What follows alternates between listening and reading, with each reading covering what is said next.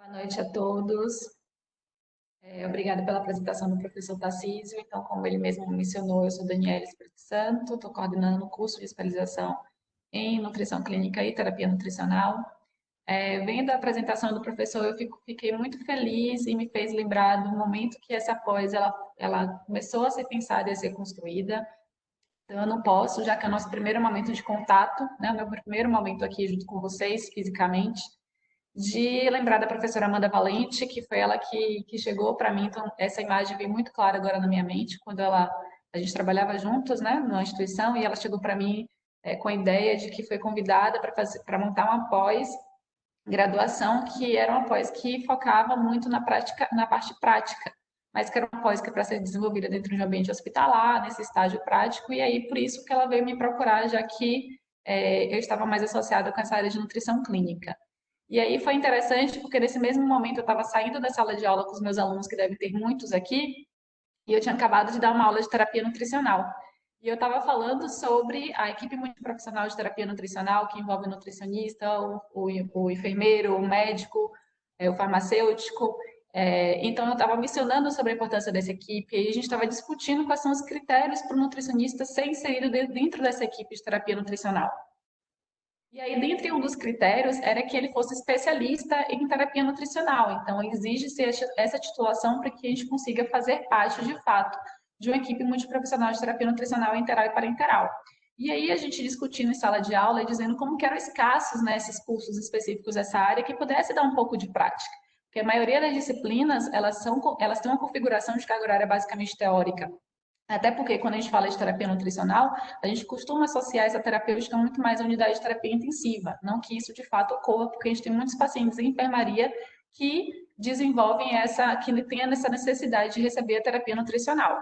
Mas como é muito mais associado à unidade de terapia intensiva, realmente é muito mais difícil de conseguir fazer aulas práticas dentro desse serviço, entendendo a importância desse serviço no cuidado ao paciente, né?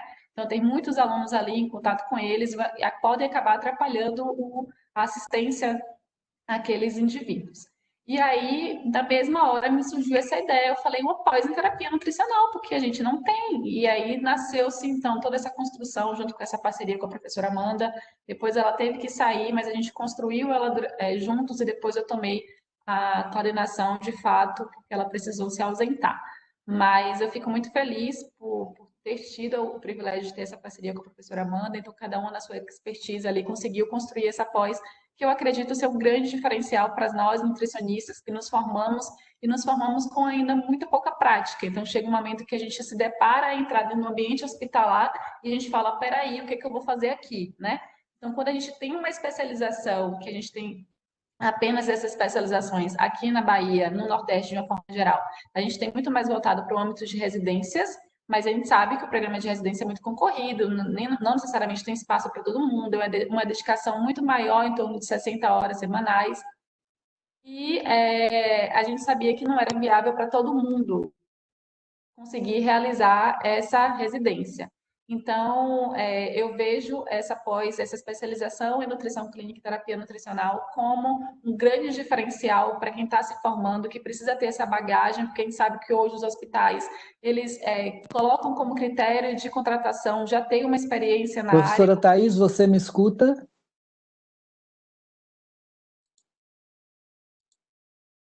Sim.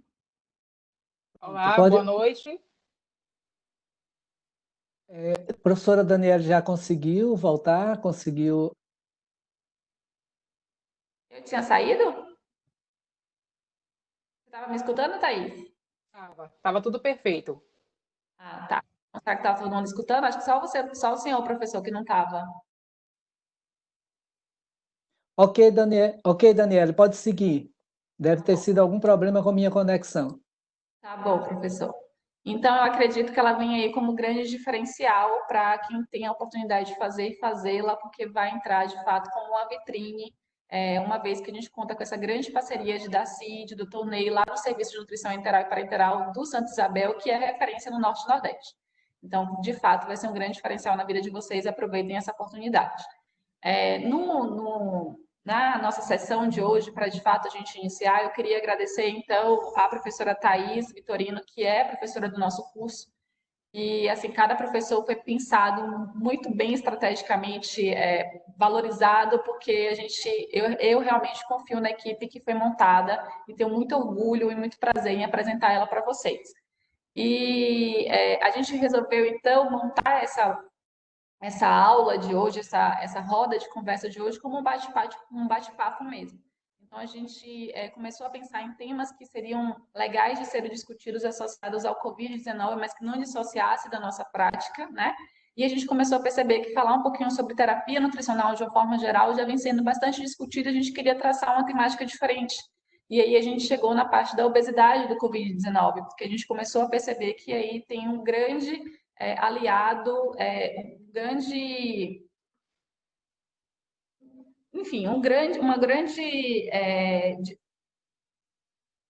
a palavra fugiu, tá, gente? Mas existe ali um tema bem importante para ser discutido, porque repercute diretamente na nossa atuação profissional, que é a obesidade. Então, para começar, é uma roda de conversa. Então, por favor, coloquem aí perguntas, porque a ideia também é a gente esclarecer. Então, quando chegar no final, a gente vai tentar resolver e responder vocês de alguma forma, para que a gente consiga fazer isso da melhor forma possível, todo mundo sair daqui com maior esclarecimento. Todos os artigos, todas as diretrizes, os guidelines que forem mencionados aqui nessa roda, nesse bate-papo, nessa interlocução, pode deixar disponível para vocês também. A gente pode enviar por e-mail para vocês conseguirem ter acesso a todos esses documentos, tá? Mas a ideia aqui é a gente fazer o respaldo científico associado com um pouco da nossa prática clínica, que a professora Thais vem tendo aí também. Então, para começar, Thais, eu queria te pedir para você falar um pouquinho quais são os fatores de risco associados ao Covid-19. A gente viu que está se aumentando cada vez mais o número de mortalidade pelo Covid-19. Então, é importante a gente discutir quais são os fatores de risco que estão associados com a maior gravidade, né, dessa patologia, porque a partir daí a gente tenta, pelo menos, minimizar os riscos desses pacientes que podem vir apresentar. Então, a gente tem aí a atualização que eu baixei hoje, que no Brasil a gente já tem mais de 18 mil óbitos, né, por conta do Covid, e em Salvador a gente já passou dos 328, que foi o que eu puxei agora de tarde, óbitos relacionados ao Covid. E aí eu queria que antes da gente entrasse de fato na obesidade, você me falasse um pouquinho, falasse para a gente quais são então os principais fatores de riscos associados ao Covid-19. Boa noite a todos, né? É um prazer estar aqui hoje, disponibilizando um pouco do tempo, um pouco do meu conhecimento com vocês. Vou pedir licença antes de tudo, já que estamos em tempo de pandemia. Gostaria de parabenizar todos os técnicos e auxiliares de enfermagem pelo dia deles hoje, né? Esse pessoal que está aí na linha de frente no combate a essa pandemia. E aí, quando a gente pensa um pouquinho na pandemia do Covid-19, a gente pode ter aí vários grupos que estão mais susceptíveis a esse quadro mais grave dessa doença, né? A gente observa que a população do mundo está ficando mais velha, mais obesa, mais inativa fisicamente, e aí isso gera um aumento da probabilidade de pandemias, como a gente está observando no Covid-19. Então, o público mais idoso, com excesso de peso, inativos, né, que tem uma certa inatividade física, que tem algumas comorbidades, como diabetes, hipertensão, aqueles indivíduos também que têm algum grau de desnutrição, compõem aí alguns pacientes que vão estar no grupo de risco, propriamente dito, né? Então é isso. Pacientes com doença renal, pacientes com algumas doenças crônicas, câncer, já que essa doença ela está muito relacionada a alguns fatores de pró-inflamação. Então, pacientes que têm muitas comorbidades é um indivíduo que apresenta uma inflamação de baixo grau, né? E isso pode dar um agravamento dessa doença que está aí agora do que combater realmente. E eu levantei uma estatística aqui também, para a gente falar um pouquinho da obesidade, que o Ministério da Saúde ele fala que daqueles que tiveram óbito, que tinham menor de 60 anos de idade, em torno de 57% apresentavam obesidade ou excesso de peso. E aí entra, então, na minha pergunta para ti, que é: por que a obesidade? O que acontece com a obesidade para que ela se torne, então, esse fator de risco associado à mortalidade? A gente sabe que a obesidade é considerada um processo inflamatório baixo, mas o que acontece aí nesse processo inflamatório que pode levar o indivíduo, então, a apresentar esse maior risco de complicação? Bom, a obesidade ela é considerada um fator de risco para diversas doenças, como diabetes, doenças cardiovasculares, complicações pulmonares, né? E aí são características que também determinam se um paciente terá um maior risco de desenvolver um quadro grave do COVID, né? Aí eu, pensando na questão da obesidade, eu vou pausar um pouquinho o fato da obesidade e trazer um pouquinho do envelhecimento, né? O envelhecimento, por si só, ele leva a algumas mudanças negativas nas nossas condições inatas e adaptativas da nossa imunidade, que é o que a gente chama de imunossenescência, que é, na verdade, uma maior suscetibilidade a infecções, a respostas reduzidas de anticorpos a vacinas, inflamação sistêmica, diminuição da vigilância imunológica contra o câncer. E aí, o que acontece? A obesidade, ela causa uma inflamação sistêmica e afeta negativamente a função imunológica e a defesa do hospedeiro, de modo muito semelhante a essa imunossenescência, né? Então, o que acontece, o que se observa é que a tempestade de citocinas, que é identificada como uma resposta imune excessiva associada à hiperinflamação nos pulmões, nesses casos de COVID, né? Essa tempestade de citocinas, isso, de certa forma, os dados limitados sugerem que a inflamação sistêmica induzida pela obesidade, ela pode estimular o sistema imunológico a gerar ainda mais essa intensa tempestade de citocinas que já é observado no COVID, né? Bom, se uma pessoa obesa, ela tem a doença causada pelo novo coronavírus, seu corpo passa a lutar, então, contra dois quadros diferentes, que é a obesidade, que é um processo crônico de inflamação de baixo grau, e a Covid-19, que também aí causa processos inflamatórios, ou seja, a gravidade vai ser muito maior para esse indivíduo obeso, né? É interessante lembrar também que a obesidade ela pode prejudicar a capacidade respiratória. A obesidade de forma isolada já traz aí esse prejuízo, né? Que é algo fortemente afetado nos pacientes com COVID. Então, no caso do indivíduo obeso, quando o pulmão se expande, ele se esforça muito para empurrar o peso do tórax de uma pessoa obesa, né? Causando aí a fadiga de toda a musculatura respiratória. No mesmo sentido, o diafragma ele também precisa fazer uma força muito maior para vencer a pressão intraabdominal em indivíduos obesos. Então, o indivíduo obeso por si só já tem uma capacidade respiratória mais reduzida, o que aí predispõe, né, ao fato dele apresentar essa doença pelo coronavírus, que é uma doença de característica inicial aí, que afeta essa nossa capacidade respiratória. Então, ele é um possível candidato a desenvolver a forma mais grave dessa doença, né? Então, a presença de pelo menos duas doenças crônicas em um indivíduo já pode ser definida como uma comorbidade e que é algo também que coloca aí esse indivíduo obeso, que normalmente ele não é só obeso, mas está acompanhado de outras doenças como diabetes, hipertensão. Então, são indivíduos de alto risco para a morte, né, nesse novo coronavírus, e também que pode ser caracterizado como um indivíduo de alto risco nutricional, se a gente for analisar por esse lado. É basicamente isso. É interessante você falar isso, Thaís, porque quando a gente vai olhar a estatística, né, de quantos óbitos estão associados também à obesidade, a gente precisa lembrar que essa obesidade está associada como causa primária, né? Então, ela foi, de fato, associada com risco de gravidade para a mortalidade daquele paciente com Covid-19. Quando, na verdade, a gente ainda tem que essa estimativa pode ser muito maior, porque a gente tem aquele paciente diabético, a gente tem aquele paciente hipertenso, que ele pode estar aí com esse dado omitido, que não está totalmente associado à obesidade. Então, ou ele como associado ao grupo de risco do diabetes. Mas ele é um paciente que tem diabetes e um paciente obeso. Esses dados ainda podem estar mascarados. Eu achei super interessante mencionar também para vocês que saiu uma revisão sistemática recentemente, agora em maio, no dia 12 de maio, para ser mais precisa, que fala sobre a obesidade como preditor de pior prognóstico no pacientes com Covid-19.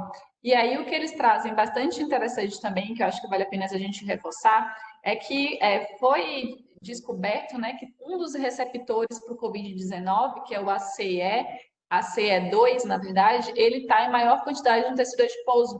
Então, esse ACE2, ele está exacerbado no tecido adiposo. A gente tem muitos receptores ACE2 no tecido adiposo, e por isso que faz com que esse indivíduo que tem a obesidade, ele também adquira o vírus de uma forma superior a pessoas que não tenham obesidade. Então, o fator de risco também para pegar o Covid-19 é maior nesses pacientes, não está só associado à gravidade. E aí também vem pelo processo de gravidade, porque uma vez que o Covid chega nesses receptores, ele é transmitido via sangue, né, porque é um dos órgãos com maior suprimento sanguíneo, e aí a gente consegue ter todo esse processo, essa cascata inflamatória, gerando ainda mais o teor de gravidade desses indivíduos. Então, ainda que a gente considere a obesidade como uma inflamação lenta, mais baixa, né, um quadro inflamatório mais baixo, é um processo inflamatório e que ele vai sendo agravado conforme for ainda associado a isso outras patologias, outras adaptações clínicas desse indivíduo. Então, também tem mostrando que e os inibidores de ECA também estão associados com o quadro de obesidade e de hipertensão, maior risco de desenvolver o diabetes com os pacientes de diabetes mellitus também que utilizam esses medicamentos. Então, tem aí N associações que levam esses indivíduos a adquirirem o vírus de uma forma mais progressiva e também na gravidade da doença, mas totalmente associado ao perfil inflamatório dele. E aí fecha muito bem o que Thaís falou, que é a compressão pulmonar que esse indivíduo tem. Então, ele é um paciente que ele tem mais receptores no tecido adiposo, é um paciente que ele tem aí outras associações, como os medicamentos que ele pode utilizar, como as alterações hormonais que ele apresenta, e ainda tem a questão pulmonar que faz com que ele não consiga ter um processo respiratório adequado, por isso que a gente entende, então, que esse paciente ele tem um maior risco de gravidade. E a gente entendendo, então, por que que esse paciente obeso ele tem um maior risco de desenvolver a gravidade da doença, a gente já entra mais ou menos, já começa a direcionar, então, para a nossa prática mesmo nutricional. Então, eu sei que esse indivíduo obeso, que ele acabou de chegar no hospital, que ele acabou e aí foi admitido já com o diagnóstico de Covid, ou ele foi admitido para fazer o teste do Covid, e aí dá lá que ele possui a patologia, esse paciente ele precisa ser triado de alguma forma. E aí não é só o paciente obeso, a gente passa a falar de todos os pacientes com Covid, porque a partir de agora a triagem nutricional ela é igual para todo mundo, não tem uma triagem diferenciada para o paciente obeso. Então, a gente sabe também que hoje o que os guidelines mostram para a gente do paciente hospitalizado quando ele chega é que a gente aplique a NRS 2002, por exemplo, que a ESPEN preconiza, mas as novas, a Braspen, que é a Sociedade Brasileira de Terapia Nutricional Enteral, a ESPEN e a ASPEN, elas lançaram aí orientações para a avaliação nutricional do paciente com COVID. E eu queria que você falasse um pouquinho para a gente também, a partir desse momento que esse paciente foi admitido, quais são as estratégias? São as mesmas? Tem alguma coisa diferente? Bom, falando um pouquinho desse paciente recém-admitido na unidade hospitalar, eu acho que um principal ponto, que é algo aí que as comissões de controle de infecção hospitalar com certeza vai demandar muito da gente, mas é aquela mesma ideia de quando a gente está no avião e a aeromoça orienta, né, aquelas medidas de primeiros socorros, e tem aquela orientação de você colocar primeiro a máscara em você, para depois colocar no seu filho ou em qualquer outro do lado para auxiliar. E aí eu parto do primeiro ponto, do que é importante a gente priorizar. Então, como uma medida preventiva para evitar aí a disseminação da doença e preservação desses profissionais de saúde, a gente pensar o que a gente tem de recomendação, o que foi veiculado, é que esse nutricionista não realize a triagem, a avaliação ou monitoramento nutricional presencialmente, né? Podendo ser utilizado alguns recursos como telenutrição, telefone, coleta de dados secundários, nos prontuários ou com acompanhantes daquele paciente, e que esses registros, e bem como também de registros que são feitos com a equipe de enfermagem ou médica, né? Mas a gente sabe que a gente está num período de pandemia, é algo que a gente não tem uma tanta certeza de que tudo vai funcionar apenas através de dados secundários, mas a gente precisa pensar no primeiro ponto importante, que é a nossa proteção individual, né? Pensar em utilizar máscaras, touca, né? A higiene das mãos, isolamento social, todos esses cuidados são muito importantes a gente pensar antes de tentar abordar esse paciente ou de tentar entrar naquele caso para a gente tentar solucionar e pensar de forma aí a melhorar o estado nutricional. Mas, paciente admitido, você já se paramentou, teve todos os cuidados de proteção individual, que é algo muito importante. Aí sim a gente vai pensar naquela terapia ou em como abordar aquele paciente. Bom, caso seja necessária essa visita presencial, a gente deve realizar essa paramentação de acordo com os serviços aí de controle de infecção hospitalar da instituição em que a gente estiver alocado, né? Com relação a esse uso desses EPIs, desses equipamentos de proteção individual. E, idealmente, o profissional nutricionista ele deve realizar essa avaliação do risco nutricional nas primeiras 24 horas de admissão desses pacientes na instituição hospitalar, para planejamento desse cuidado nutricional. E aí, considerando essa limitação da avaliação presencial, para facilitar, de certa forma, o raciocínio nutricional, foram elaborados critérios de elegibilidade de risco nutricional com base nas comorbidades relacionadas a um pior prognóstico, né? Indicadores ou sintomas associados aí à desnutrição. Então, serão alocados ou considerados como indivíduos de risco nutricional idosos, com idade superior ou igual a 65 anos, adultos com IMC inferior a 20 kg por metro quadrado, pacientes com um risco alto ou que tenha lesão por pressão, pacientes imunossuprimidos, inapetentes, diarreia persistente, histórico de perda de peso, doença pulmonar obstrutiva crônica, pneumopatias, asma, cardiopatias, insuficiência renal, gestantes, né? Então, a partir do momento que o paciente se encaixa em um desses critérios, ele é considerado de risco nutricional. Isso foi feito como uma forma de otimizar e de não necessitar a visita presencial do nutricionista, não como uma forma de egoísmo, de tentar privar só o contato do nutricionista, mas pelo fato de não ser mais um profissional em contato com aquele paciente e não ser mais um profissional aí possível de estar disseminando essa doença, né? Então, assim, a partir da identificação desse paciente em risco nutricional, existe, de certa forma, como eu poderia dizer, um fluxo de assistência que foi aí publicado pela Braskem, para que nos norteia em como a gente monitorar ou seguir aí o cuidado nutricional para esses pacientes. Então, na admissão hospitalar, a partir do momento que a gente identifica aquele paciente que ele tem um risco nutricional, a gente precisa aí instituir um cuidado nutricional para esse paciente, né? Definir as metas calóricas, metas proteicas. A partir do momento que esse paciente ele tem risco nutricional, a gente vai instituir as metas e monitorar a cada 48 ou 72 horas. Se esse paciente não é considerado risco nutricional, a gente vai continuar reavaliando a cada 48 horas. Mas vamos lá. Nosso paciente tem risco nutricional, a gente estabelece meta calórica proteica, ok? Então, ele tem uma boa tolerância, uma boa aceitação alimentar? Se sim, a gente vai ficar monitorando essa aceitação alimentar a cada 48, 72 horas.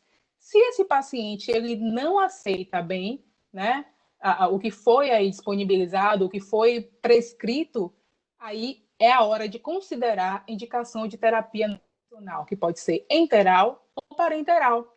Claro que será uma decisão tomada em conjunto com a equipe de terapia, né, multiprofissional, terapia nutricional multiprofissional. Certo? Então, tentei descrever de forma um pouquinho resumida quais são os caminhos que a gente pode adotar com esse indivíduo. E aí, para aqueles pacientes que a gente não cabe nessa lista de risco nutricional, e aí é super interessante a gente ver que não colocaram a obesidade como um risco nutricional, né? Então, se a gente está discutindo que a obesidade é um fator de risco para a gravidade, a gente pega as orientações da Braskem e vê que lá ela não é considerada como um fator de risco. E aí liga o alerta para a gente, para que não necessariamente o que está de orientação é o que de fato a gente tem que fazer na nossa prática clínica. A gente tem que saber também entender quais são as demandas científicas que estão em torno daquilo para a nossa própria tomada de conduta. Então, a gente já sabe hoje, já está mais que constatado aí em publicações científicas, porque o interessante disso tudo é que mesmo diante dessa crise mundial, diante da pandemia, a ciência não para. Então, se vocês abrem o PubMed hoje, que é uma das nossas maiores bases de procura, né, de dados, de artigos científicos, a gente já encontra muitos artigos sendo publicados associados ao Covid-19. Já tem artigos falando sobre microbiota intestinal, inclusive, que eu achei hoje, achei super interessante. Então, que tem tudo a ver, né? Porque quando a gente fala em desbiose intestinal levando a diversas outras doenças, a gente também está entendendo que esse paciente com desbiose intestinal ele tem um maior risco de agravamento dessa patologia ou até mesmo de contração aí de contaminação pelo Covid-19. Então, e tem também alguns já artigos falando sobre a obesidade, no entanto, esse que eu mencionei para vocês, que já é uma revisão sistemática, então é em cima de outros artigos, que mostram para a gente o quanto que a obesidade ela apresenta um fator de risco para esses indivíduos. Então, esse artigo ele traz um dado também super interessante, que ele diz que o paciente com obesidade ele tem 2 vezes maior risco de mortalidade do que o paciente que ele não é obeso. E se você associar a obesidade com a esteatose hepática, aí eu puxo um pouquinho para minha sardinha, que como o professor falou, eu pesquiso sobre o fígado, ele tem em torno de 6 vezes maior risco de mortalidade. Então, se é um paciente com esteatose hepática e obesidade, ele tem uma chance 6 vezes maior de ir a óbito do que o paciente que não tem. Então, vocês percebem como as doenças elas vão só desenvolvendo maior pontuação para o risco de gravidade, né? E aí, já é constatado de fato, então, que a obesidade é um fator de risco. Então, como que a gente não coloca a obesidade como os fatores de risco para admissão hospitalar? E aí, por isso que é importante a gente ter esse olhar crítico sobre tudo que a gente lê, o que a gente vê, e é sobre a nossa própria atuação. O próprio conselho, como o Thaís falou muito bem, ele determinou que nós não precisamos fazer visitas, né, ao paciente, mas existem outras formas de a gente conseguir fazer coleta de dados. Então, as orientações aí da ESPE e da ASPE mantêm a NRS 2002 como um protocolo que já é o que é padronizado pelos hospitais e que você consegue fazer a aplicação dele totalmente com coleta de dados. Então, lá na MRS, para quem não lembra, vai perguntar qual que é o IMC do paciente, então se é menor do que 20, leva uma pontuação, se o paciente é grávido, então se o paciente está no UTI ou não, se o paciente está tendo perda de peso ou alteração da ingestão alimentar.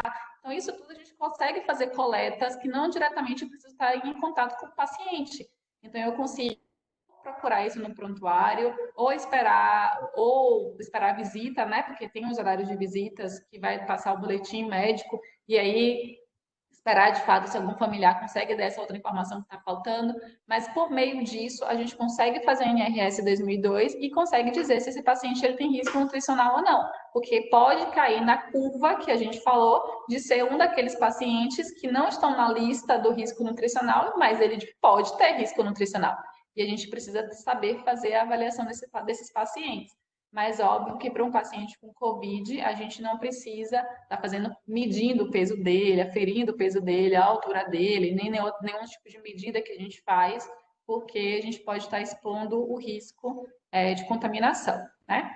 E aí é importante dizer, eu acho que fazer uma ressalva para o pessoal que está assistindo, que não é assim, tá, gente? Nem, não é na nossa prática diária, não é porque um paciente ele tem algum tipo de risco de passar uma doença, enfim, que a gente não visita ele, que ele é isolado do mundo. Isso na rotina não acontece. Ele tem sim um quarto diferenciado, mas a equipe ela tem a estrutura para entrar nesse quarto do paciente, todo equipado, para fazer esse diálogo com ele, né, ali pessoalmente. Mas a gente está falando de uma pandemia, a gente está falando de um risco 3 vezes, 4 vezes maior de propagação do vírus, a gente está falando de falta de equipamento nos ambientes hospitalares. Então, não é o momento da gente querer fazer o contato com esse paciente para dar um diagnóstico nutricional, sendo que a gente pode fazer isso de uma outra forma. Então, é legal deixar isso claro para as pessoas não ficarem achando que porque o paciente está em isolamento quer dizer que ninguém chega perto dele. Não é isso. É por conta da pandemia mesmo que se levantou esses critérios. E aí a gente já puxa um pouquinho, então, para a prescrição nutricional. Então, a gente sabe que o Covid-19 é muito novo ainda, né? Então, a gente ainda não tem, assim, nada específico que, de fato, vai direcionar que aquela conduta é boa para o paciente com Covid-19, porque toda hora acontece uma novidade relacionada a ele. Mas todas essas, tanto as diretrizes da ESPEN, da ASPEN, da Braskem, que é a brasileira, ela já direciona a gente para uma tomada de conduta. O que eu percebi, lendo todas elas, é que não muda muito, né, Thaís? O que, que você me diz sobre isso? Nos diz, né? Bom, a partir da leitura, recentemente, nesse período de pandemia, a gente tem aí 2 guidelines, foram publicados agora, aí, nesse período de maio, que é a ESPEN e a ASPEN. Eles fizeram eles vieram assim com o objetivo de fornecer orientações para esse manejo nutricional dos pacientes com Covid. E aí a ESPEN ele traz 10 recomendações de forma muito prática, mas que não muda tanto com relação às recomendações que a gente já conhecia e já vinha praticando com esses pacientes, seja ele paciente em enfermaria ou paciente em unidade de terapia intensiva. Né? Vou voltar um pouquinho para aquela questão dos fatores de risco, que a obesidade não está lá sinalizado, né, naquele documento da Braskem, mas aí foi algo que eu também me chamou muito a atenção, mas é algo que a gente observa como a ciência, principalmente agora no período de pandemia, como ela muda dia a dia. Esse boom da obesidade como fator de risco é algo que está vindo aí sendo reconhecido há um mês atrás, vamos dizer assim. Aquele documento da Braskem, ele foi publicado logo naquele período inicial, quando a gente começou a entrar no período de isolamento, de distanciamento social. Então, essa questão da obesidade está vindo mais à tona agora, né, nesse período de abril para maio. E creio que com o passar dos dias, a gente vai tendo aí novas descobertas como uma forma de estar enfrentando essa pandemia, né? Então, voltando um pouquinho para essa questão das orientações nutricionais, eu vou tentar resumir um pouquinho e focar no que é importante para a gente observar nessas atualizações. O que é a ESPEN, o que é a ASPEN traz aí nesse período de pandemia, pensando no paciente obeso, né? Então, assim, a gente observa que esse paciente ele é um candidato à forma mais grave, né, dessa doença. E aí, normalmente, são pacientes que vão cursar um longo período em unidades de terapia intensiva. Essas novas recomendações da ASPEN e da ESPEN, eles estão muito voltadas para como a gente vai fazer a terapia nutricional nesse paciente, né, no paciente crítico. Complicações respiratórias, elas estão muito relacionadas com estadias prolongadas em unidade de terapia intensiva. Normalmente, as complicações respiratórias são uma das principais causas de morbimortalidade nesses pacientes com COVID, né? Principalmente nos idosos, nos polimórbidos. Entra também agora aí, posso dizer que é uma descoberta recente nos obesos, né? Esses obesos e também o IMC acima de 25 já sugere aí uma maior gravidade e um maior risco de morte, uma maior mortalidade, né? Essa maior permanência na UTI está bem relacionada com uma causa de desnutrição, né? Com perda de massa muscular, com perda de força muscular, que pode levar a uma má qualidade de vida e uma incapacidade, né, desses indivíduos. Aí eu chamo a atenção para essa questão do obeso, porque a gente sempre tem, pelo menos a equipe médica, muitas vezes, até mesmo nós, nutricionistas, temos aquela ideia de que o indivíduo obeso é sempre um indivíduo que a gente pode negligenciar, é uma palavra muito forte, mas vou colocar negligenciar entre aspas, mas é como se fosse um indivíduo que ele pode esperar um pouquinho mais aquele início de terapia nutricional, que é um indivíduo que tem reserva. Talvez alguns profissionais visualizem muito dessa forma. Mas aí, esses novos consensos e guias práticos, eles trazem à tona a necessidade desse início de terapia nutricional precoce nesses pacientes, né? Principalmente os pacientes obesos. Por quê? O que tem se observado é que essas infecções agudas, o indivíduo obeso, ele está muito mais propenso a ter uma perda de massa muscular mais intensa do que a gente comparar esse catabolismo com um indivíduo que é magro no estado crítico, né?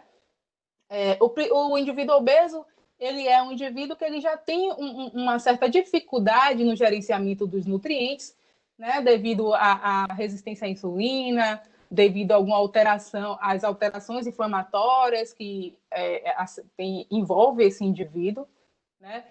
E aí eu chamo atenção para essa ideia do obeso, ele muitas vezes é um obeso que tem uma redução, que ele é um obeso que tem a sarcopenia, que é aquela condição em que o paciente ele vai ter um excesso de peso pelo IMC, mas vai ter uma redução da massa muscular e uma redução dessa força muscular. E isso está muito relacionado a um risco maior de morte nesses indivíduos. Então, o que é que esses consensos trazem atualmente? A partir do momento que aquele indivíduo ele se encontra no estado de hemodinâmica estável, né, a indicação é para início de terapia nutricional precoce, nas primeiras 24 horas. É algo que é importante para esses pacientes, né? Com o intuito da gente realmente conseguir preservar o máximo dessa massa muscular, que é a nossa massa metabolicamente ativa, e aí conseguir melhorar o prognóstico desses indivíduos, né?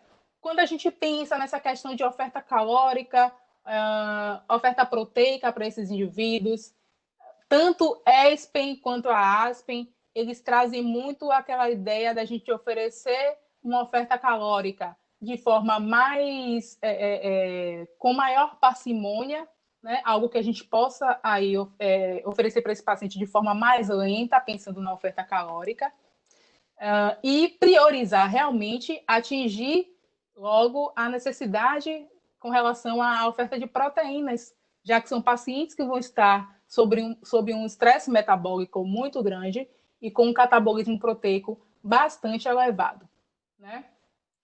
Então, quando a gente pensa em paciente crítico, a gente tem que lembrar que esses pacientes eles passam por dois momentos de doença, que é o que a gente fala da fase ebb e da fase flow.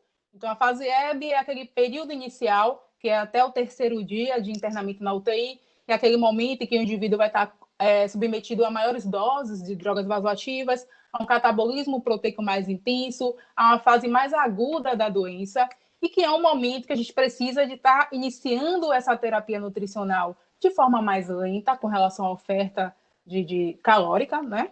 E priorizando um pouquinho mais aquela ideia de ofertar uma dieta normoproteica nesses 3 primeiros dias. E, a partir desse 3º dia, a gente conseguir atingir aí a dieta normocalórica e com a oferta de proteína mais acima, né? Hiperproteica. Tanto a ASPEN quanto a ESPEN, eles trazem aí em torno de, com relação à oferta proteica, acima de 1,3, acima de 1,2, 1,2 a 2 gramas por quilo de peso de proteína, né? Para estar aí conseguindo, de certa forma, oferecer uma oferta proteica com o objetivo de manter uma melhor integridade do estado nutricional desse paciente. Ô, Thaís, deixa eu te perguntar. Pelo que eu li da ESPEN e da ASPEN, em relação aos direcionamentos da conduta nutricional para o paciente com Covid-19, e aí também foi muito bom o lembrete que você fez, que as publicações, elas estão já, como é algo muito novo, que a todo momento muda, então ela não necessariamente conseguiu abarcar todos os estados nutricionais, enfim, todas as condutas nutricionais que de fato vão ser aplicadas para esses pacientes na UTI. O que eu percebi e que de fato é muito justificável é que continua sendo mantido a prescrição para o paciente crítico. Porque quando o paciente está na UTI, independente de qual foi a etiologia que está ali associada, existe a recomendação do paciente crítico. E aí, então, eu percebi que foi uma modulação. Então, um pouco do que é a recomendação para o paciente crítico, um pouco da recomendação para o paciente que tem a síndrome respiratória, então foi fazendo um abarcado disso aí, foi juntando, e aí se traçou a nova estratégia para nutrição do Covid-19. E aí, provavelmente, esses pacientes que vão estar na UTI, eles vão com saco de insuficiência respiratória, e aí eles vão precisar de ventilação mecânica.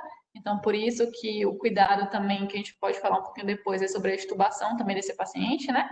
Mas até então, nas recomendações também não abarcam ainda a obesidade. Então, essa recomendação ainda continua sendo para o paciente que ou ele é eutrófico, ou ele é desnutrido, porque a gente também já conhece e já tem isso consensuado, então a gente já tem diretriz que nos indica, consensos que nos indicam uma terapêutica diferenciada para o obeso crítico. Então, de fato, eu concordo com você que em muitos lugares o obeso ainda ele é deixado um pouco de lado, ele não é tão prioritário, porque por conta das reservas, então se era para começar nas 24, pode ser nas 48, pode ser nas 72 horas, pode esperar mais um pouquinho, porque ele tem reservas ali, mas na verdade a gente já se sabe hoje que a maior parte dos obesos eles apresentam sarcopenia, que é a perda de massa muscular associada. Então, o risco para esse paciente também é alto, entendendo qual é todo o processo de estresse oxidativo, todo o processo que acontece na forma, tanto alterações metabólicas como endócrinas, que vocês vão ter oportunidade de discutir mais sobre isso na pós, nos módulos, que é todas as alterações que levam ao maior catabolismo proteico. Então, ele, além de já chegar com uma perda de massa magra, ele ainda vai ser um paciente que vai degradar mais massa magra ainda, por conta desse processo de alterações metabólicas endócrinas que vai apresentar pelo processo crítico da doença. Então, eu vejo que o obeso crítico, talvez ele vai seguir a linha do direcionamento para a conduta nutricional do obeso crítico. O que é que você acha? Sim, sim. É isso mais ou menos que eu tentei dizer quando eu falei anteriormente. As recomendações continuam muito semelhantes. Eu digo assim, em termos de raciocínio clínico. Talvez modifique em termos de valores, mas a ideia de você iniciar de forma, né, a caloria, o paciente obeso no estado crítico, é um paciente que ele não deve ser hiperalimentado, certo? Porque ele não vai estar em condições de estar aí metabolizando todos aqueles nutrientes. A prioridade agora não é a gente estar nutrindo esse paciente, vamos dizer assim, mas sim manter aquele paciente vivo através de uma oferta proteica interessante, porque ele vai estar submetido a diversas condições que vão favorecer aí muito mais a um catabolismo proteico, a um catabolismo muscular, propriamente dito, né? Então, é algo que é importante a gente estar pensando.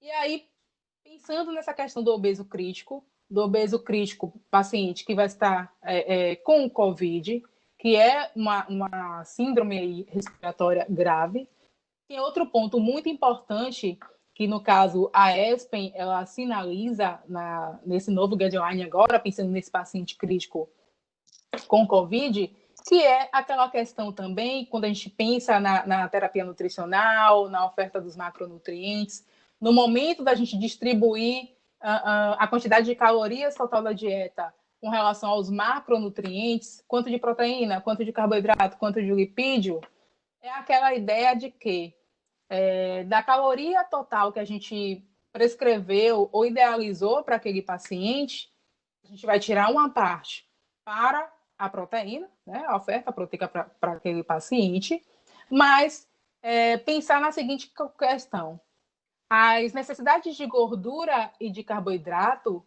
elas vão ser adaptadas às necessidades de energia considerando algumas proporções. Então, assim, a proporção de carboidrato, de gordura e carboidrato, 30 para 70, entre 30 e 70, para aqueles indivíduos que têm que não têm deficiência respiratória, ou seja, se é um indivíduo que ele não está em ventilação mecânica, do total de calorias que foi estabelecido, retirando a parte que já foi definida para a oferta proteica, então é interessante que daquela caloria que restou, a gente forneça em torno de 70% em carboidratos e 30% em lipídios. Pensando no obeso crítico, que é um paciente que vai estar em ventilação mecânica, a gente precisa aí melhorar essa distribuição, esse percentual entre carboidrato e lipídios. Ou seja, a recomendação é que a gente faça 50% de carboidrato e 50% do lipídio com relação àquelas calorias não proteicas. Por quê? Porque a gente fornecendo uma grande quantidade de carboidratos, como normalmente tem sido feito em relação à distribuição de macronutrientes na nossa dieta, né? São pacientes que eles já estão mais suscetíveis à retenção de CO2, né? Então, com uma dieta que a gente coloca em uma distribuição de carboidrato mais acentuada, a gente vai estar, de certa forma, trazendo algum grau de prejuízo e até favorecendo uma maior retenção de CO2 em um paciente que já vai estar com uma capacidade respiratória limitada. É algo interessante também que esse novo consenso traz, pensando essa ideia dos pacientes que têm alguma alteração aí nessa questão respiratória, né? É algo interessante. Outro ponto importante é tudo muito semelhante. A nutrição interal, ela ainda é a prioridade, é o que a gente deve pensar como via inicial para a terapia nutricional, mas nesses novos guidelines, eles trazem um ponto interessante. Em caso do paciente não tolerar bem aquela dieta interal, a ideia é utilizar procinéticos, né? A partir do momento que observou que o paciente utilizou procinético e ainda assim não melhorou aquela tolerância, continua tendo distensão abdominal ou alguns outros sinais de não tolerância da terapia, aí sim pode ser considerada a questão de posicionamento da sonda pós-pilórica. Mas aí, nesse novo guideline, ele trouxe uma observação importante. O posicionamento dessa sonda pós-pilórica é interessante que não seja feito através de equipamentos de endoscopia, por exemplo, porque isso representa um risco de contaminação daquele profissional, né? Então, a partir dessa discussão, esses novos guidelines, eles mostram muito a ideia de talvez se pensar em uma nutrição parenteral de forma mais precoce, aquele limiar entre manter a terapia enteral ou iniciar a parenteral. Talvez nesses indivíduos com COVID, diante do risco de contaminação da equipe, né, através desse manejo da sonda, talvez seja interessante iniciar uma terapia parenteral periférica, né? Um ponto aí interessante para comentando aqui, porque a gente fica sempre naquela ideia da parenteral como um risco de infecção pelo acesso, mas aí já tem essa ideia de talvez se pensar em iniciar essa terapia um pouquinho mais precoce nesses pacientes em tempos de pandemia, né? É basicamente isso. Eu tenho outra pergunta para fazer, mas foi uma pergunta também que uns alunos fizeram, então eu vou deixar para ficar na parte de perguntas mesmo e respostas, beleza? Então a gente pode encerrar esse nosso bate-papo a partir de agora e aí a gente começa a responder as perguntas que foram feitas. O professor Tarcísio gostaria de falar alguma coisa?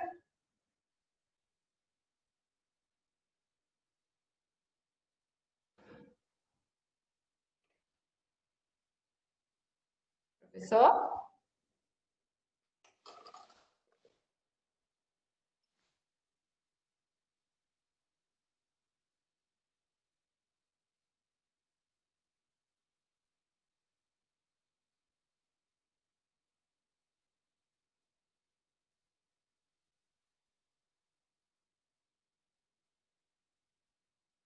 enquanto ele aparece, que deve ter tido algum problema de conexão,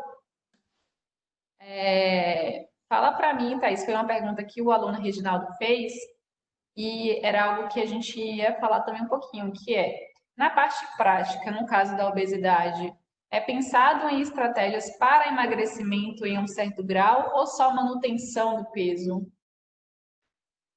Bom, pensando, eu vou responder de forma não considerando pacientes hospitalizados, né? Mas a gente está em período de pandemia, certo? Então, o que é que com a dieta, vou tentar dividir a resposta aqui, né? Pensando no paciente crítico, se admite aí, de certa forma, perdas de peso entre 2 a 3 quilos semanais. Alguns estudos têm evidenciado que isso não representa um grande risco para esses pacientes, né? Que vão estar em terapia nutricional. Então, é algo que a gente não vai estar tendo uma certa preocupação se a perda de peso for identificada nessa faixa. Né? Mas em tempos de pandemia, pensando naquele indivíduo que é obeso, que está com coronavírus, que é um grupo de risco, mas que está com sintomas leves ou que está em enfermaria, né? Em tempo de pandemia, não é um tempo interessante para a gente estar pensando em perda de peso. Né?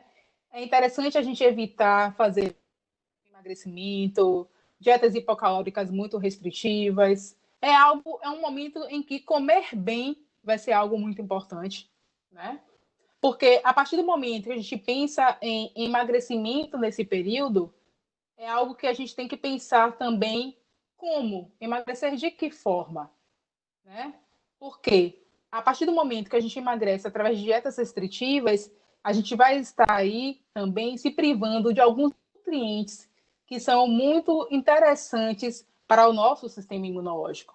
Por exemplo, dietas que são restritas em carboidratos e ricas em gorduras, principalmente aquelas que são ricas em gorduras saturadas, como colesterol, né? Ricas em gordura saturada e colesterol.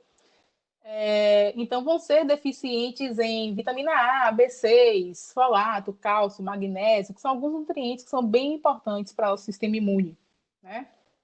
Se a gente faz dietas muito escassas em gorduras, são deficientes em vitamina E, B12, em zinco, que é um nutriente muito importante aí nesse período, para a gente estar reforçando nossa imunidade, fazendo com que o nosso sistema imunológico funcione de forma mais adequada.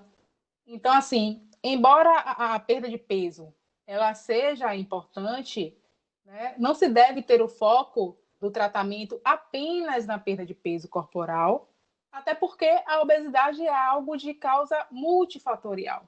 Então, dieta, atividade física, modificação comportamental, elas devem ser incluídas em todo o tratamento da obesidade. Né? É algo que é importante a gente ter em mente nesse período.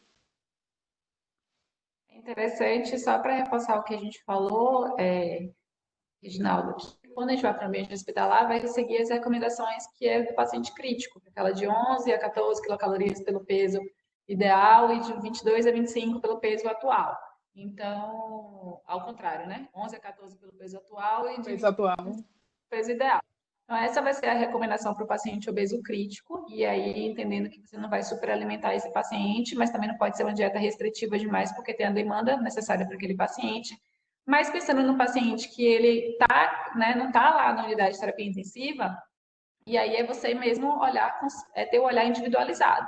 Então, se para aquele paciente você achar que o peso dele está muito, né, exorbitante, que ele precisa fazer aquela perda de peso gradual, que a gente já sabe que é de 5 a 10%, né, de meio quilo a 1 quilo por semana. Então, seguindo os guidelines de obesidade, a gente vai ter uma perda de peso que é considerada inteligente para esse paciente, que não vai ter repercussões de desnutrição, porque a gente não pode fazer com que esse paciente é desnutrir ele. Então, tem que ter muito cuidado com esse processo de emagrecimento. Talvez a prioridade aqui nesse momento é muito mais modular a alimentação desse paciente, né, qualitativamente falando, porque por meio disso a gente consegue fortalecer o sistema imunológico dele e deixar ele mais preparado para caso ele pegue ele tem uma proteção melhor para o desenvolvimento para não desenvolver a fase grave da doença. Eu acredito que seja mais ou menos por esse lado. Teve uma outra pergunta do Vinícius, que foi falando sobre posição de sonda, mas aí Thaís já falou, tá, Vinícius? Espero que você tenha entendido. E para a gente finalizar, que a gente já passou aí mais de uma hora falando, eu acho que é Mainara, talvez o nome dela, ela gostaria que você falasse, Thaís, como é que está no Ananera em relação ao Covid-19? Como é que está a experiência lá no atendimento desses pacientes? Bom, lá no Ananeri, ele não é um hospital, como a gente pode dizer, que foi direcionado... Olá, bom, lá no Ananeri, ele não é um hospital que foi inicialmente pensado para ser um receptor, vamos dizer assim, dos casos de Covid, né? Mas estamos em tempos de pandemia e o vírus não vai escolher onde ele vai estar, não é verdade? Então, nós temos acabamos recebendo alguns casos suspeitos e que se confirmam lá em algumas enfermarias. Normalmente, esses pacientes eles são realocados para os hospitais de referência para o cuidado desses pacientes. Atualmente, como eu sou a nutricionista estou lá na unidade de hemodiálise, então são pacientes de alto risco, né, pacientes com insuficiência renal crônica, que fazem esse tratamento 3 vezes por semana, precisam sair das suas casas para esse tratamento, não tem a opção de ficar em casa em quarentena. Então, temos alguns casos de Covid. A equipe de enfermagem, a equipe médica do Hospital Ananeri está tomando todos os cuidados para a gente conseguir frear, né, essa linha aí de transmissão e de evolução desses casos. E, de certa forma, nós somos nutricionistas que, de certa forma, vamos ter que nos paramentar para entrar em contato, talvez, com esse paciente, para esse aconselhamento nutricional, como uma forma de melhorar ou de blindar aquele estado nutricional desses indivíduos, para o caso de contrair esse vírus, que eles consigam passar por isso de uma forma mais branda, né? Que o sistema imunológico esteja de forma mais preparado para lidar com essa nova enfermidade, né? Então, até então, o hospital ele está conduzindo bem essa questão da pandemia, embora tenham alguns casos, é algo que está tendo um certo fluxo diferenciado para evitar a propagação desse vírus, né, e dessa pandemia. É isso. Obrigada, Thaís. Obrigada a todo mundo que esteve com a gente. Vou passar a palavra para o professor Tarcísio. Sim. Eu peço desculpas a vocês e aos ouvintes se eu tive alguma dificuldade técnica e achei até que podia ter atrapalhado um pouco a fala inicial da professora Daniele, quando eu achei que ela não estava sendo ouvida, mas apenas eu não a ouvia.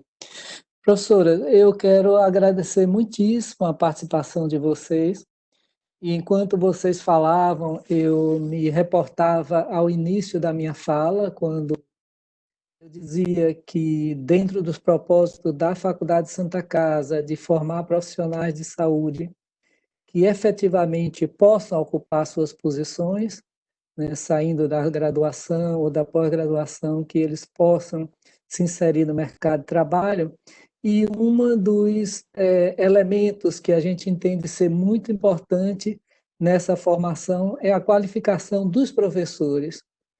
Então, enquanto vocês falavam e era o propósito da conversa, né, de ter uma interlocução científica, quer dizer, lastreada em relatórios, em artigos científicos, em produção bibliográfica, mas era evidente assim a experiência pessoal de cada uma de vocês com o cotidiano, com a prática da nutrição. E me impressiona assim quantas coisas, quantas informações se fazem necessárias, né, para um profissional ter uma formação adequada e poder efetivamente beneficiar os seus pacientes, que é o que efetivamente nos constitui como profissional. Nós podemos ter mestrado, doutorado, títulos em universidades estrangeiras, mas quem efetivamente nos diz o que nós somos é o resultado do nosso trabalho. Vocês trouxeram coisas interessantíssimas, por exemplo, em dado momento, a professora Thais falando, né, eu me lembrava que uma coisa que nós não temos trazido muito à tona é o pós-Covid. O que vai ser necessário de reabilitação em vários aspectos para as pessoas que se curam e que saem dessas formas graves de Covid. E a professora Thais começa a falar de reabilitação nutricional para esses pacientes, algo que nós vamos efetivamente conhecer, se apropriar mais, mas se dá para antever. E como profissional que não é da área, evidentemente que eu acho interessante a palavra estresse metabólico, né? Eu sou da área psi, a gente fala de outro. E mais um outro aspecto, né, que você falou e que é curioso, eu acho que mesmo entre nós profissionais de saúde, a gente não concebe que uma pessoa obesa pode ser um desnutrido, né? Tem sempre essa coisa, não, tem massa e vai, suporta, mas achei muito interessante. Mas muitas coisas importantes que ficam numa perfeita sintonia com o que são os propósitos da Faculdade Santa Casa. Então, eu quero lhe parabenizar, professora Daniele, pela construção cuidadosa desse curso, né, pela equipe que você, como dizia, pelo seu corpo docente, um elenco de professores, já passaram por aqui a professora Lara Cerqueira, também muito qualificada, a professora Thais Vitorino, meus parabéns, professora, pela sua contribuição, pelo seu nível de conhecimento.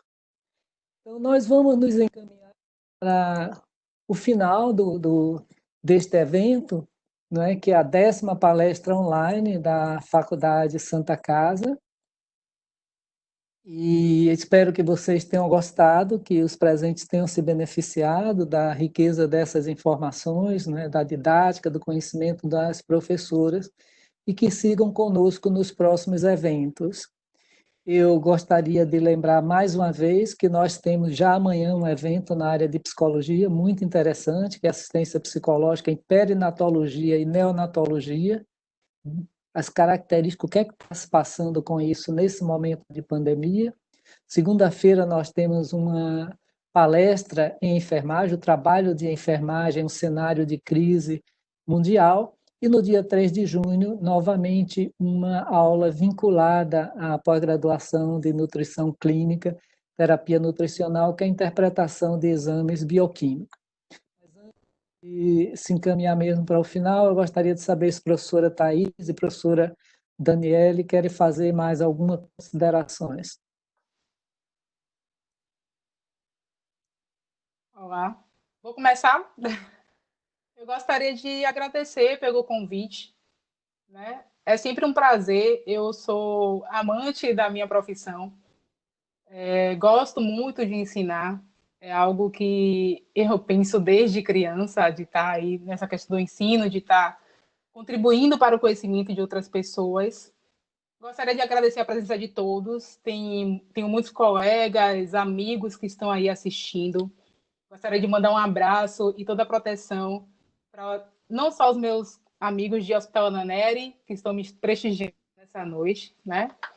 E gostaria de fazer um convite para aqueles alunos que estão assistindo hoje. Estou como professora da pós-graduação e vou estar ministrando um módulo de paciente crítico, com doenças pulmonares, diabetes, hipertensão. Então, a gente vai poder ver isso de forma mais aprofundada em 15 horas de curso, né? Um tempo maior. E é isso. Boa noite a todos, que a gente se encontre aí em outros caminhos. E quem quiser alguma informação, artigo, vou estar disponibilizando. Posso passar também o meu e-mail para entrar em contato através de Daniele. Boa noite, pessoal. Muito obrigada. Prazer, professor Tarcísio, também. Até a próxima. Eu também quero agradecer a todo mundo que esteve presente, a Thais por ter aceitado esse convite, né? A gente está tendo essa roda de conversa mesmo. E eu quero deixar só a sementinha mesmo de que a gente tem muito que explorar ainda da nutrição. Eu acredito que a nutrição pós-Covid ela vai vir para revolucionar, porque eu acho que as pessoas começaram a entender o quanto que é importante você ter um sistema imunológico adequado, o quanto que é importante você ter um peso adequado, Então, se você tratar as suas doenças crônicas, porque, né, tratamento do diabetes também é nutricional, tratamento das doenças cardiovasculares também é nutricional. Então, a gente está conseguindo mostrar para todo mundo o quanto de potência a nutrição tem, quanto que ela é importante. Então, o pós-Covid, ele vai vir para fortalecer ainda mais a nossa profissão e a gente tem que estar preparado para, de fato, assumir essa responsabilidade e mostrar o quanto que a gente está rico em conhecimento e o quanto que a gente tem para contribuir para a sociedade. É isso, deixo meu muito obrigada a todos vocês e eu espero todos vocês aqui no dia 3 para a live, ou para a live não, né? A live é hoje. Para o curso do professor Bruno, para a aula dele sobre exames bioquímicos em unidade de terapia intensiva, que eu também julgo super importante, porque a gente também não tem isso na graduação, né? Como interpretar parâmetros do exame bioquímico lá na UTI, que vai direcionar totalmente a nossa conduta nutricional. Então, vai ser super importante a presença de todos vocês nesse dia. Obrigada a todos, obrigada, professor Tarcísio, e até logo. Muito bem. Eu pediria aos presentes que um pouquinho mais de tempo no seguinte sentido. Logo após o encerramento, vocês aparecerão quando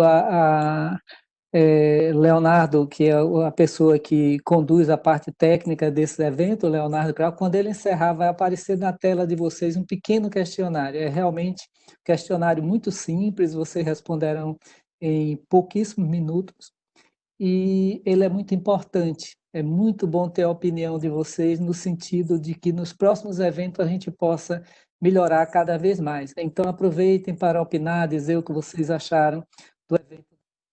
Quero reiterar meus agradecimentos a cada um de vocês que esteve conosco neste evento. Agradecer novamente a professora Thais Vitorino e Daniela Espírito Santo, ambas professoras da pós-graduação, e parabenizá-las pela qualidade dessa conversa que nós acabamos de presenciar. Eu gostaria de agradecer também ao professor André Ney, que é o coordenador do Serviço de Nutrição do Hospital Santa Isabel, o SENEP, que é o Serviço Especializado em Nutrição Enteral e Parenteral do Hospital Santa Isabel, que juntamente com Darcy Malaquias tem ajudado a gente a construir o estágio para este curso, um estágio de 180 horas, quando, na verdade, a gente não tem quase nenhum curso no país com conteúdo prático, como a professora falou no início, e quem não conhece o SENEP, conhecer, é realmente um serviço de nutrição extremamente capacitado, com pessoas profissionais extremamente competentes. É lá que nós teremos a oportunidade de vivenciar a parte prática do nosso curso. Então, o professor André Ney e a Darcy Malaquias, professora Darcy Malaquias, os nossos agradecimentos. Quero também agradecer a todos os profissionais, os professores da Faculdade Santa Casa,